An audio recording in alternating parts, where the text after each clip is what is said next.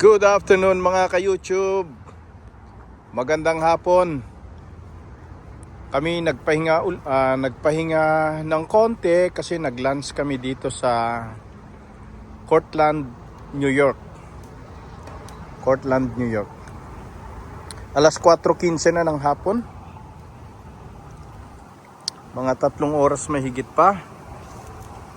Meron silang maliit na lawa dito. Doon lawa. May 2 geese kanina. Habang kami kumakain, hindi ko tuloy na videohan. Mayroong ring saka kaliwang paa. Meron silang store dito, fresh. Portland, New York. Mga kapot-pot. Ito ang siguro maliit na town o malaking town, pero hindi ko alam kung ilan ang population. Medyo malamig na ang simoy ng hangin.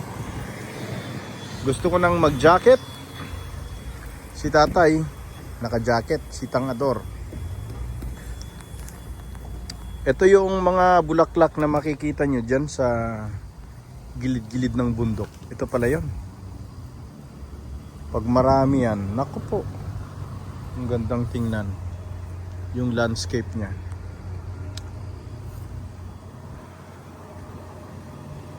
Alright, mahalo for watching. Don't forget to subscribe, like, and subscribe pala.